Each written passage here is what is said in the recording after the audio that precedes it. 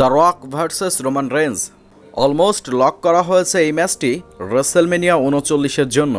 আপনারা যেমনটা জানেন, হলিউড সুপারস্টার হচ্ছেন দ্য রক এবং রেসেলমেনিয়া ৩৯ হবে হলিউডে গিয়েই। আপনারা যেমনটা জানেন, ডাব্লিউডাব্লিউ ম্যানেজমেন্ট অনেক আগ থেকেই আমাদেরকে ইঙ্গিত দিয়ে আসেন যে রক এবং রোমান রেঞ্জের মধ্যে অবশ্যই একটি ম্যাচ দেখা যাবে, আর এই ম্যাচটি বড় কোনো পেপার ভিউতে গিয়ে অনুষ্ঠিত হবে। দেখুন, বর্তমান সময়ে আমরা নির্ভরযোগ্য ওয়েবসাইটের পক্ষ থেকে যেসব রিপোর্টসগুলো পেয়েছি সেগুলো অনুযায়ী একেবারে ক্লিয়ারলি জানতে পেরেছি যে অলমোস্ট লক করা হয়েছে রেসেলমেনিয়া ৩৯-এর জন্য রক এবং রোমান রেঞ্জের সেই ড্রিম ম্যাচটি।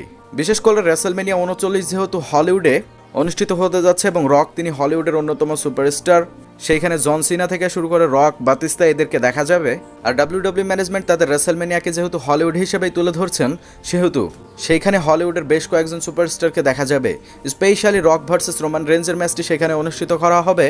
রোমান রেঞ্জ তার কাজিনের বিরুদ্ধে মুখোমুখি হবেন একটি টাইটেলের জন্য, আর স্পেশালি সেখানে তাদের ফিউডটি কন্টিনিউ করা হবে এমনভাবে সেখানে বলা হবে যে রোমান রেঞ্জ তিনি তার সামন ফ্যামিলিকে ডিসরেসপেক্ট করছেন, সামন ফ্যামিলিকে উপরে তুলতে গিয়ে সামন ফ্যামিলির নেতা হিসেবে নিজেকে দাবি করছেন।